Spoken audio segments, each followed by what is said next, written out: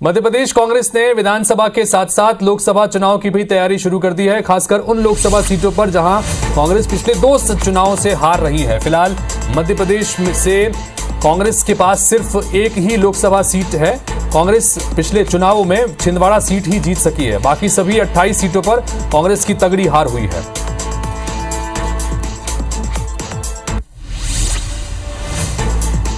तो मध्य प्रदेश में चुनावी साल में बूथ लेवल कमेटियां सक्रिय रहे, इसके लिए बीजेपी ने खास प्लान बनाया है। बीजेपी ने बूथ समिति के सदस्यों को सक्रिय बनाने और एंटी इनकम्बेंसी और इंतर कलह से निपटने के लिए बूथ को टारगेट बनाया है।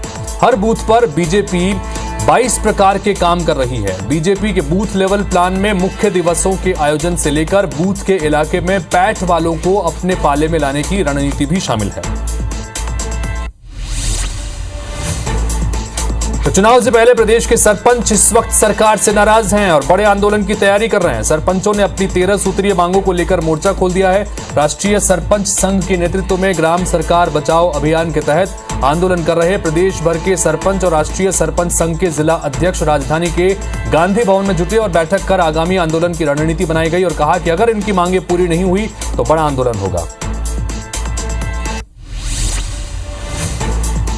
मध्य प्रदेश में चुनावी साल में राजनीति तेज हो गई है। मुख्यमंत्री शिवराज सिंह चौहान ने कांग्रेस के वचन पत्र को झूठ का पुलिंदा बताया। सीएम शिवराज ने कांग्रेस का वचन पत्र हवा में लहराते हुए कहा कि ये है मेरे हाथ में कांग्रेस का वचन पत्र जो एक झूठ का पुलिंदा है। मुख्यमंत्री शिवराज ने चौथे दिन कमलनाथ से चौथा सवाल पूछा है। उन्होंने फसल बीमा के वादे पर सवाल पूछते हुए कहा कि ग्राम सभा की अनुशंसा पर वचन पत्र में कहा था किसान को फसल बीमा का लाभ देंगे, क्या 18 महीने में आपने ये योजना बनाई? चुनावी साल में सीएम शिवराज और पूर्व मुख्यमंत्री कमलनाथ के बीच सवाल पूछने की सियासत तेज है। पूर्व मुख्य वित्त मंत्री और कांग्रेस विधायक तरुण भनोट ने कहा कि विपक्ष से सवाल पूछना सीएम शिवराज को शोभा नहीं देता। तरुण ने कहा कि आज भी प्रदेश सरकार की वेबसाइट पर 30 लाख बेरोजगार युवा रजिस्टर्ड हैं और सीएम शिवराज को सवाल पूछने की बजाय अब जनता को जवाब देना चाहिए। चुनावी दंगल में उतरने से पहले छत्तीसगढ़ बीजेपी में बैठकों का दौर जारी है। इसी कड़ी में मंगलवार को राजनांदगांव के जिला कार्यालय में विधानसभा स्तरीय बैठक की गई।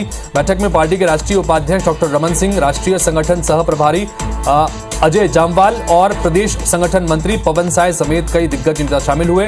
बैठक में आगामी चुनाव के कार्यक्रमों की रूपरेखा भी तैयार की गई।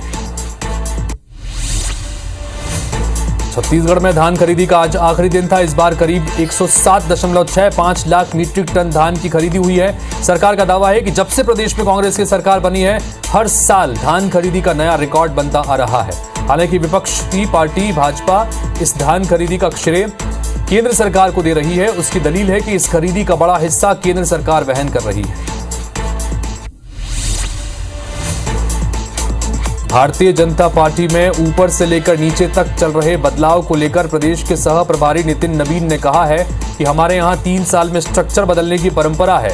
हमारे यहां लोकतंत्र है और लोकतंत्र में हर व्यक्ति को मौका मिलता है और हर व्यक्ति का दायित्व चेंज होता है।